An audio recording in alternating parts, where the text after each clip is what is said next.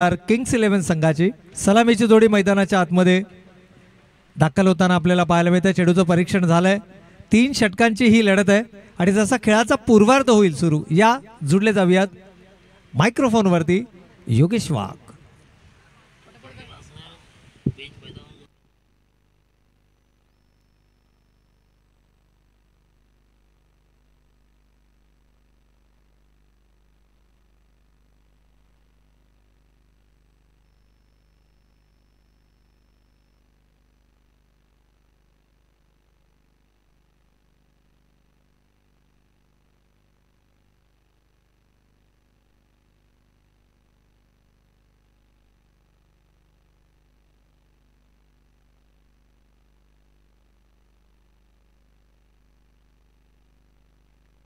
टोचन तिकडे पण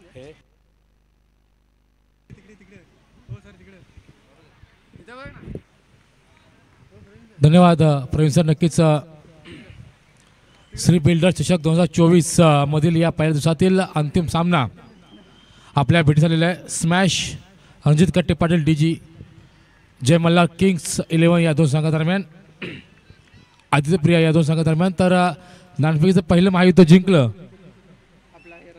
ते रणजित कट्टे स्मॅश रणजित कट्टे पाटील डीजी जय मल्हार किंग्स 11 या संघाने। आरंभिक जोडी फलंदाज हॅपी सिंग आणि फलंदाज सुहास करे या दरम्यानचा पहिला चेंडू मात्र हलक्यात खेळून काढले। चेंडू गेला तो सरळ मिड विकेटच्या दिशेमध्ये जिथे क्षेत्ररक्षक सुरेश मोहिते येतो। चेंडूची उचल होईल, पुन्हा फेक होईल, तोपर्यंत मात्र 2 धावा पूर्ण करतोय तो फलंदाज हॅपी सिंग आणि फलंदाज सुहास करे ऑन फायर मी म्हणेल नक्कीच मित्रांनो। जोपर्यंत फलंदाज सुहास करे आणि फलंदाज हॅपी सिंग खेळपट्टीवरती असेल ना तोपर्यंत मात्र षटकार आणि चौकारची आतिषबाजी ही मात्र आपल्याला पाहायला मिळणार आहे। या दरम्यान पुन्हा एकदा पुढचा चेंडू यावेळेस बघा हॅमर करायचा होता नक्की। यावेळेस जर बघितलं तर मी म्हणेल प्रवीण सर चेंडू राईट इन द स्लॉट म्हणजे बॅटच्या पट्ट्यामध्ये आला नाही आहे। चेंडू जर बॅटच्या पट्ट्यामध्ये आला असता तर मग मात्र चौकार किंवा षटकार झाला असता।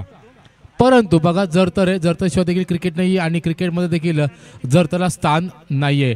या दरम्यान आपण पाहत आहात मिरेवाडचा चिकू श्रीकांत मुळीक देखील यांचं ते शुभागमन झालेलं आहे। आम्ही श्री बिल्डर्सच्या वतीने त्यांचं सहर्ष स्वागत करतात। या दरम्यान चेंडू काही काळात ऑफ केलाय, चेंडू खाली होतो क्षेत्ररक्षक आणि फलंदाज सुहास करे मात्र बाद।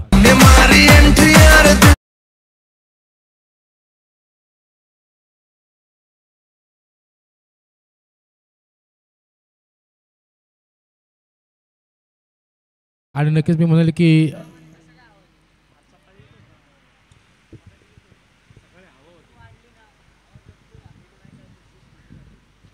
शून्य या धावसंख्येवरती फलंदाज सुहास करे आता मात्र बाद झालाय। तर नवीन फलंदाज सचिन कारवार यावेळेस आता मात्र इनॅट नंबर 3 वरती आपल्याला पाहायला मिळेल। नक्कीच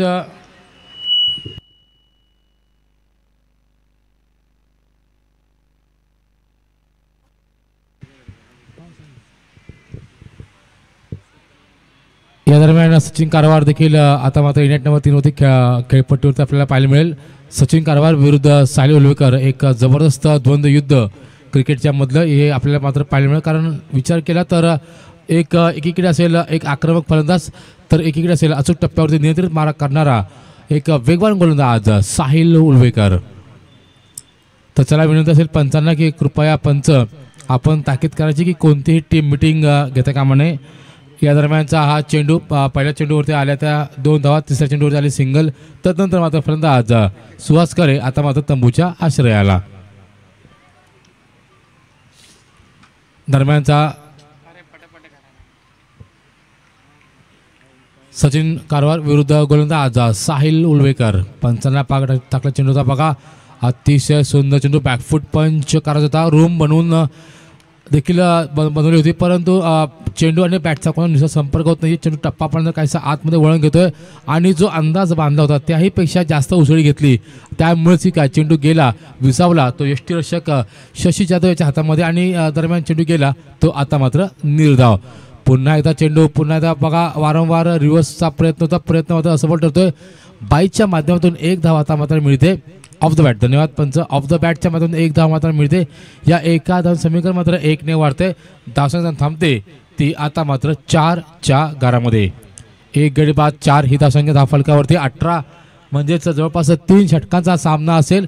त्यापैकी विचार केला तर या षटकातील 5 चेंडू झाले आहेत. 5 चेंडूवरती 4 धावा खर्च करत एक बळी मात्र त्यांनी मिळवलाय. या दरम्यान इनसाइड आउटचा फटका फलंदाज हॅपी सिंग मात्र तंबूच्या आश्रयाला.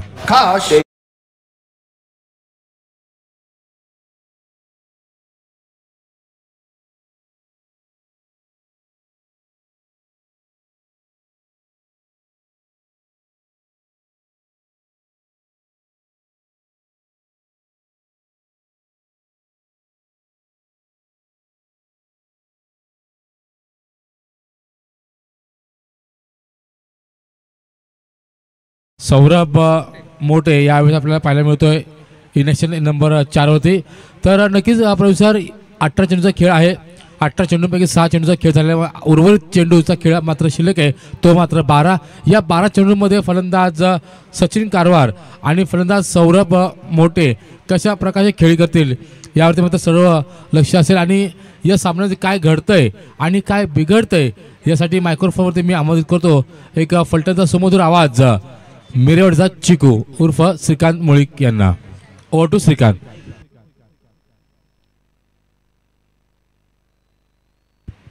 हॅलो. तर धन्यवाद. पुन्हा एकदा आपण मैदानाकडे जाऊया. आपण पाहतो आजच्या दिवसातील अर्थात दिवस क्रमांक 1 मधील शेवटची आणि अंतिम लढत पाहतोय. एकीकडे पाहिलं तर आदित्यप्रिया लॉजिस्टिक आणि दुसरीकडे पाहतोय स्वर्गीय रणजित कट्टे पाटील किंग्स 11 स्मॅश किंग्स 11 हा संघ आपण पाहतोय जिथे क्षेत्ररक्षण करत असताना पहिल्या षटकामध्ये फक्त 4 धावा दिल्यात. आघाडीचे 2 महत्वशील भोरे गारद देखील केलेत. दुसरं षटक घेऊन आलेत अनिकेत पाटील.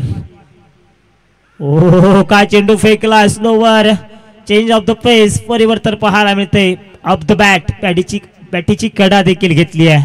संघाची एकूण धावसंख्या जर पाहिली ना मित्रांनो तर 2 गडी बाद 5 ही धावसंख्या आपण पाहतोय. पाठीमागच्या आठवड्यामध्ये हेच 2 संघ एकमेकांसमवेत भिडले होते. पुन्हा एकदा याच मैदानावरती श्री बिल्डर चषकाच्या माध्यमातून भिडताना पाहायला मिळतात. यावेळी आता मात्र बघायचंय कोणता संघ बाजी मारेल. पाठीमागच्या स्पर्धेमध्ये निश्चितपणे स्वर्गीय रणजित कट्टे पाटील किंग्स 11 स्मॅश जय मल्हार या संघाने बाजी मारली होती. परंतु आता या आठवड्यामध्ये आदित्यप्रिया लॉजिस्टिक हा संघ या बिल्डर चषकामध्ये बाजी मारेल का. पहिल्या षटकामध्ये तर मी म्हणेल चांगली कामगिरी केली आहे. दुसऱ्या षटकामध्ये बघायचं आहे कशा पद्धतीने कामगिरी केली जाते आहे. सौरभ मोठे पहा चेंडू येतोय कुठून जातोय कुठून परंतु पहा सुरक्षितरित्या आपल्या पॉफिस क्रीज मध्ये पोहोचले सचिन कारवार. हे एक आणखीन मोठं नाव कळंबोली टेनिस क्रिकेट विश्वातलं. कारण मित्रांनो सांगायचं गेलं तर याच मैदानावरती नमो चषक नाईट रजनी क्रिकेट स्पर्धा झाली होती. त्या नाईट रजनी क्रिकेट स्पर्धेमध्ये हा खेळाडू उत्कृष्ट खेळाडूंच्या यादीमध्ये होता. 2 व्हीलर बाईक जिंकली आहे. दुसरीकडे नॉन स्ट्राईकला आपण फलंदाज पाहतोय सौरभ पोटे. या देखील खेळाडूनं याच मैदानावरती केपीएलच्या माध्यमातून 2 व्हीलर बाईक जिंकली आहे. अनिकेत पाटील पुन्हा एकदा गोलंसाठी तयार होत आहेत. पुन्हा एकदा ऑलॉंग द कारपीट लगॉपच्या क्षेत्रामध्ये चेंडू गेला जिथे क्षेत्ररक्षक विलास पाहायला मिळालेत. एकच धाव. संघाची एकूण धावसंख्या जर पाहिली तर 2 गडी बाद 7 ही धावसंख्या धावफलकावरती पाहतोय. आज दोन्ही संघ पूर्ण आत्मविश्वासानं जिद्दीनं मैदानामध्ये उतरताना आपल्याला पाहायला मिळतात. आज जर पाहिलं अनिकेत पाटील याची गोलंदाजी आज दिवसभर चांगली राहिली आहे. परंतु अंतिम आणि महत्वाच्या सामन्यामध्ये बघायचं कशा पद्धतीने चेंडू हाताळतायत. एलआयजे इकडून मारा करणारे गोलंदाज. आता सौरभचा फटका फसलाय की काय. या चेंडूने अंतर गाठण्याऐवजी गाठली फक्त उंची. गणेश पत्रे चेंडू खाली येतात. तिसरा झटका स्वर्गीय रणजित कट्टे पाटील किंग्स 11 स्मॅश जय मल्हार या संघाला.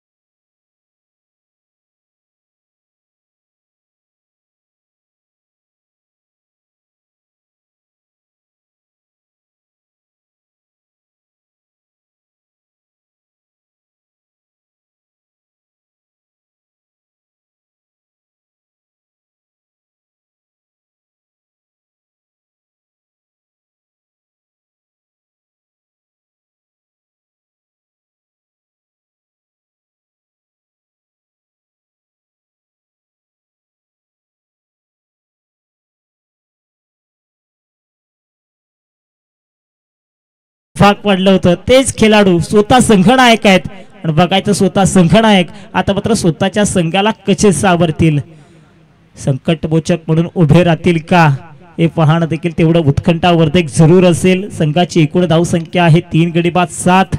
गोलंदाज अनिकेत पाटील पुन्हा एकदा गोलंदाजसाठी येत आहेत. फुल टॉस आहे जिथे आमंत्रण होतं.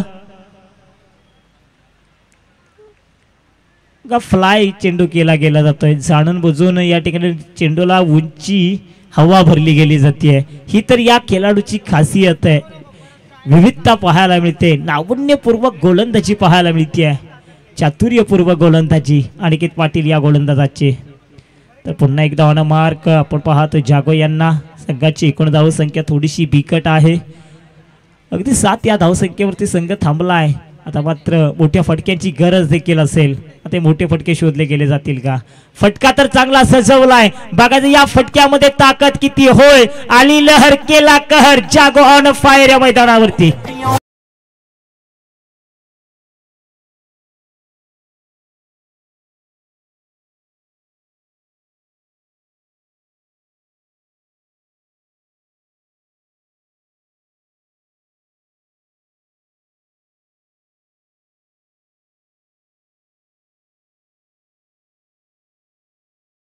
तर येस 2 षटकाच्या समाप्तीनंतर 3 गडी बाद 13 अशा मोठ्या फटक्यांची गरज आहे. आता मोठा फटका शोधलाय. 13 झालेत, अजून देखील 6 चेंडूंचा खेळ येणं बाकी आहे. जरूर सचिन कारवार सारखा खेळाडू अजून देखील तग धरून मैदानामध्ये आहे. पाठीमागच्या आठवड्यामध्ये देखील या खेळाडूनं प्रभावित केलाय. त्यानंतर आपण अगदी नाईट रजनी क्रिकेटची स्पर्धा पाहिली कालच गुजरात, तिथे देखील हेच खेळाडू एका संघातून खेळताना आपल्याला पाहायला मिळत होते. तिथे देखील दमदार आणि शानदार खेळ राहिला होता. दोन्ही संघांमध्ये ताकदवार खेळाडू आहेत, दोन्ही संघांमध्ये गुणवंत प्रतिभावंत खेळाडू आहेत. म्हणजे सगळ्या खेळाडूंमध्ये गुणवत्ता ही अगदी ठासून भरली आहे. आणि या गुणवंत खेळाडूंचा भरणा असलेले हे संघ आणि या दोघांमध्ये लागलेली ही बेडात 13 झालेत. 2 गडी बाद 3 गडी बाद 13. स्वतः संघनायक प्रतीक ठाकूर, ट्रेमेंडस प्रतीक ठाकूर आपण पाहतोय गोलंदाजच्या मार्क वरती. ओहो, चेंडू पहा आउटसाइड आउट स्टंप. थोडस टप्पा पडल्यानंतर उजवीकडे चेंडूनं वळण घेतलं, त्याचा नीटसा अभ्यास देखील करता आला नाहीये. संघाची एकूण धावसंख्या जर पाहिली तर 3 गडी बाद 13 आपण पाहतोय. जरूर कानमंत्रणा दिली गेली जाते, विचारांची विचारसरणा आपण पाहतोय. सचिन कारभार याच्याकडे ताकद आहे मित्रांनो, या फलंदाजाकडे मोठे फटकेबाजी आहे. अति मोठी फटकेबाजी पाहायला मिळेल का? पुन्हा एकदा प्रतीक ठाकूरानं सचिन कारभार या ठिकाणी फटका फसलाय. लॉफ करायचं होतं मिड ऑफच्या क्षेत्रामध्ये, जिथे फक्त उंची मिळाली. आणखीन एक फलंदाज बॅक टू डग आउट.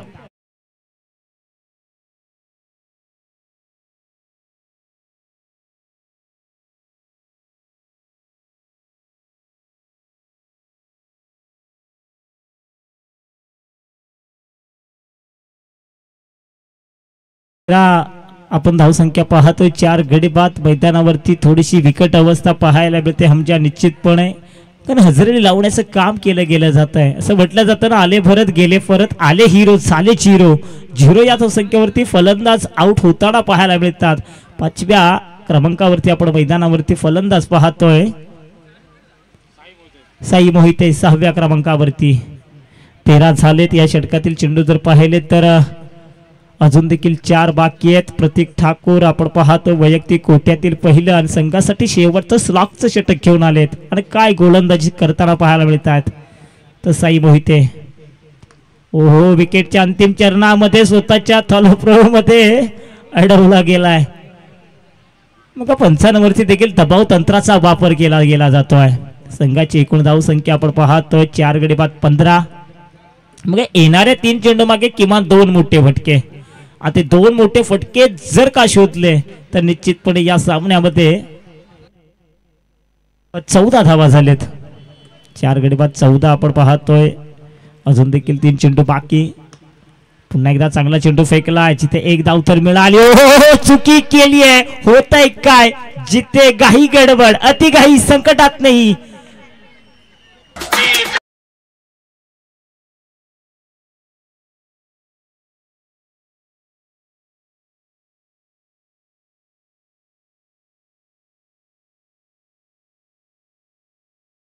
पहा या ठिकाणी जिथे फक्त एक धाव पाहिजे होती ना तिथे तब्बल 4 धावा मिळाल्यात. थोडेसे काही गडबड करताना पाहायला मिळाले क्षेत्ररक्षक साहिल त्या ठिकाणी होते. संघाची एकूण धावसंख्या जर पाहिली तर 18 ही धावसंख्या पाहतोय. जागो यांनी जर षटकार जर तर लगावला आणखीन एक मोठा फुटका जिथे पाहायचं अमन चूक करणार नाहीयेत. या संघातील उत्कृष्ट क्षेत्ररक्षकाच्या यादीमध्ये असलेलं नाव अमन लोहिया. What catch.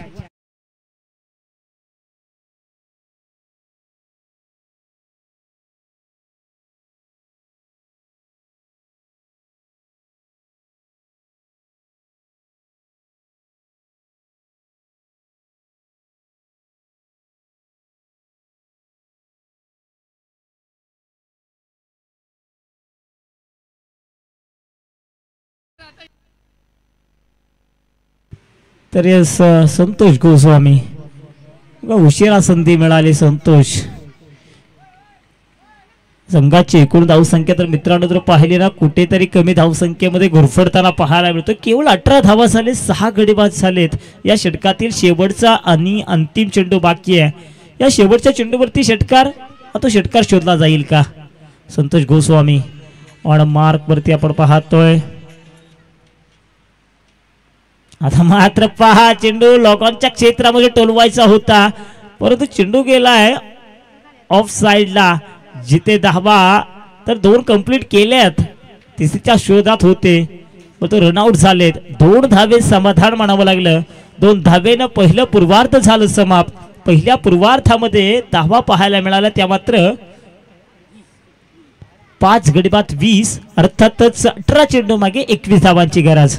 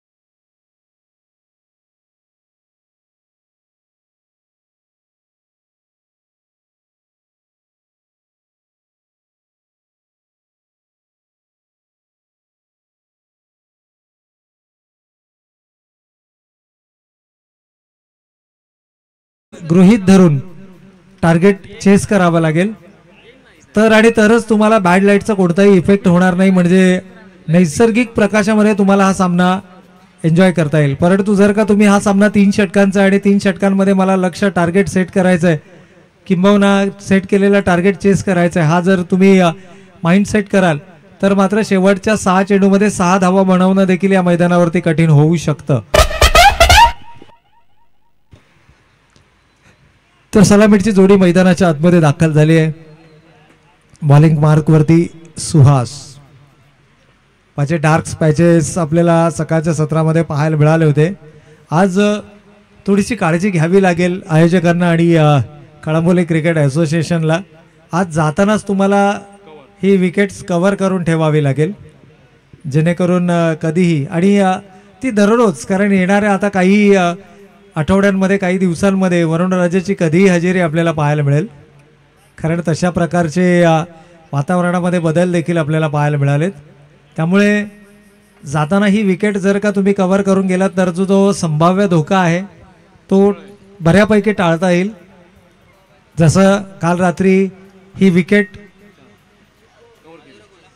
रात्री 2:30 वाजता कव्हर करण्यात आली आणि नक्कीच त्यामुळे आज या मैदानावरती सामना खेळवणं शक्य झालं. यावेळेस पहिला चेंडू आडव्या बॅटने चेंडू खेळण्याचा मानस, चेंडू बॅटचा संपर्क अपेक्षित नाहीये आणि फलंदाज मात्र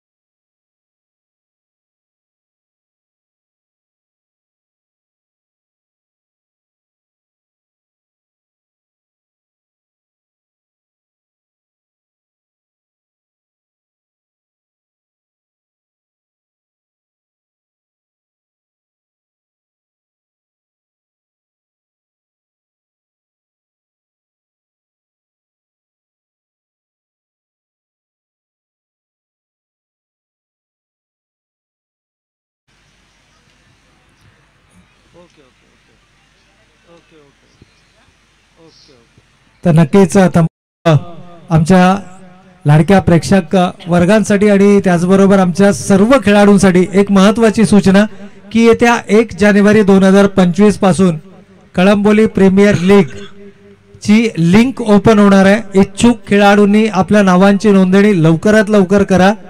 ऑक्शनचा डे तुम्हाला नक्कीच सांगितला जाईल, परंतु ही KPL ची स्पर्धा येत्या 24, 25 आणि 26 जानेवारी 2025 या कालावधीमध्ये खेळवली जाईल आणि त्याकरता लागणारे जे खेळाडू आहेत अर्थातच कळंबोली प्रीमियर लीग मध्ये त्याच खेळाडूंचं सिलेक्शन होईल ज्या खेळाडूंनी रजिस्ट्रेशन फॉर्म भरलेले असतील. कोणत्याही खेळाडूने या भ्रमामध्ये राहू नका की मी स्टार खेळाडू आहे आणि माझं सिलेक्शन केलं जाईल. तुम्हाला प्रॉपरली याच फॉर्मॅट मधून जावं लागेल आणि जिथे लिंक ओपन होईल ठीक 1 जानेवारी 2025 ला आणि त्यानंतर मात्र लिंक क्लोज होण्याची तारीख आणि ऑक्शनचा दिवस आपल्याला सांगितला जाईल आणि त्यानुसार कळंबोली प्रीमियर लीग ही खेळवण्यात येईल. फक्त कळंबोली प्रीमियर लीगची तारीख आहे येत्या 24, 25 आणि 26 जानेवारी 2025 रोजी. त्यामुळे येणारी प्रत्येक स्पर्धा आता प्रत्येक संघमालकाची करडी नजर असणार आहे. यावेळेला गॅपमध्ये चेंडू ढकललाय अजिंक्य, चांगलं क्षेत्ररक्षण या ठिकाणी पाहायला मिळतंय.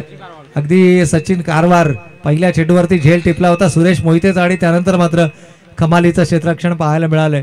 व संघर्ष विरुद्ध स्मॅश रणजित कट्टे पाटील, जय मल्हार, DJ किंग्स 11 संघानं जो सामना जिंकला ना तो केवळ आणि केवळ क्षेत्ररक्षणाच्या बळावरती जिंकला. कारण जो चेंडू असं वाटलं होतं की सीमारेषेच्या पलीकडे जाईल तो चेंडू सीमारेषेच्या आतमध्ये अडवला गेला. फक्त 2 धावा आणि तिथे संघर्ष संघाला 4 धावांचं नुकसान झालं. यावेळेस मात्र घणाघाती प्रहार, फलंदाज अजिंक्य Khatkale he is on fire, 6 धावांचा.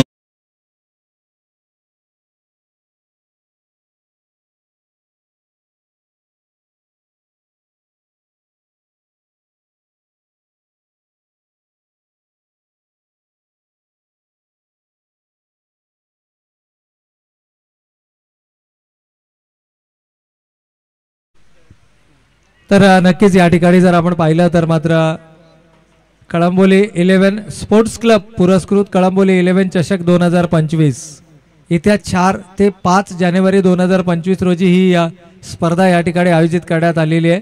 तरी इंटर कॉलनी विभागातून सर्व संघांनी या स्पर्धेमध्ये सहभाग नोंदवायचा आहे.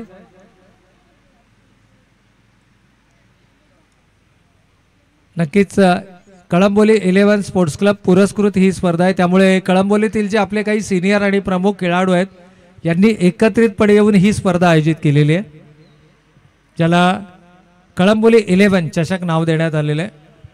तर ही स्पर्धा येत्या 4 आणि 5 जानेवारी. इथे मात्र इनसाइड आउटचा फटका पाहिलं की डीप कव्हरमध्ये कोणताही क्षेत्ररक्षक नाही आहे. इथे मात्र चेंडू अडवला जातोय सीमारेषेच्या आतमध्ये, परंतु अवाक्याच्या बाहेर येतोय अजिंक्य खटकाळेच्या बॅटमधून हा चौकार.